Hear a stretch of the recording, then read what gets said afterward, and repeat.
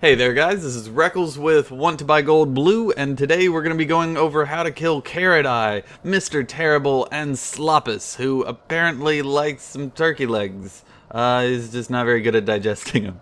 Alright, so, today we're going to be going over a 2-pet strategy and a solo strategy for you. And, for the 2-pet strategy, we're going to start off with Toothy. You can use pretty much any of the crocodiles from the Burning Crusade fishing dailies, but we're going to start off with Rip. And this is your basic anti-critter bleed. We are just going to be using it as an activator. Then we're going to use Water Jet. This is a strong basic attack versus elemental. And then we're going to use the big daddy of them all, Blood in the Water. This is an elemental killer, but it does require Rip in order to guarantee a hit.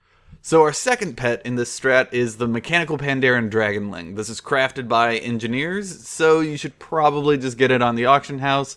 Our first ability is going to be Breath. This is strong versus magic. Sloppus is the magic pet, and this is going to hit him really hard. Next, we're going to pick Thunderbolt. This just does a large amount of damage over the entire team. It's just going to be kind of a filler for us, especially when we have 2 pets. It's going to hit each of those pets really hard.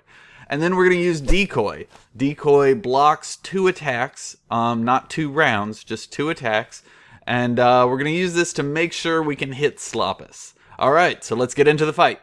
So, we're going to open up with Toothy, and he is the adorable crocodile, or crocolisk. Crocodiles don't have 6 legs. And I don't think they're cute. But we're going to open up with Rip, and then we're going to destroy him with Blood in the Water. Even if Blood in the Water crit there, but even if it doesn't crit, it still 2-shots him.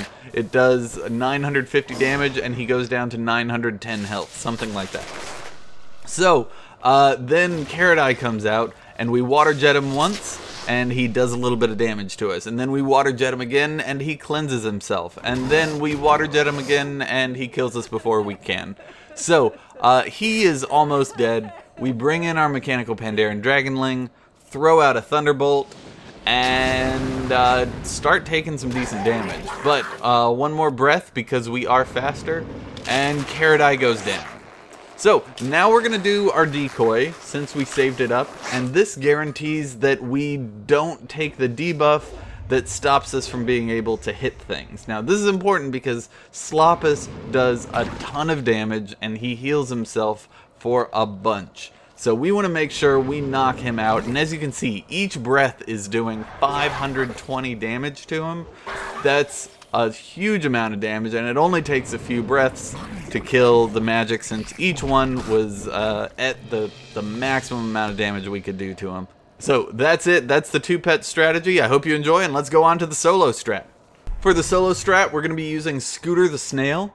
Now, Scooter the Snail has the same ability set as all the other snails. He's from Children's Week, but he has like 325 power, something just ridiculous. We're going to be using Absorb, Shell Shield, and Dive. We're going to start with Shell Shield, then we're going to Dive, and then we're just going to spam Absorb. And as you can see, by the time we have to renew our Shell Shield, we do that anytime our Shell Shield gets down to 1 round left. Mr. Terrible is almost dead. For Mr. Terrible, when Dive comes off cooldown, go ahead and Dive again, and that should kill him. Now, for Carroteye, you want to switch things up just a little bit different strat. Because Scooter has so much power, he has a really, really strong Shell Shield, and that's why we're able to solo with this pet. So Carroteye hits us with a 3-attack and a 3-swing attack. And each swing hits for 150 damage. But because of our Shell Shield, each swing is only hitting us for 48 damage. So we are healing with Absorb for the same amount that he's hitting us. So that means that if any of those Absorbs crit, we actually go into the Sloppus fight with more HP than we started the Carroteye fight. Alright? But that's only if we don't dive during the Carroteye fight, because then we're not healing as much as we could. It's kind of weird. You can either dive or you don't have to, but you want to make sure your dive's on cooldown for whenever Sloppus comes out and uses his chew. So he will chew once, and then the next round chew goes off and does a ton of damage to you. He absorbs, you attack, and then chew goes off. So on the round that chew is going to go off, make sure you dive. Other than that, keep your shell shield up, absorb on cooldown, and that's pretty much the fight. You can see here that even though I dropped down to 91 HP, I am surviving. I dive to avoid all the damage there. Hit him. I'm going to heal up from absorb. I've got my shell shield going, and he's going to kill me. So I wanted to show you this particular recording just because if they crit you, Carroteye crit me a couple times. I didn't crit on any of the absorbs.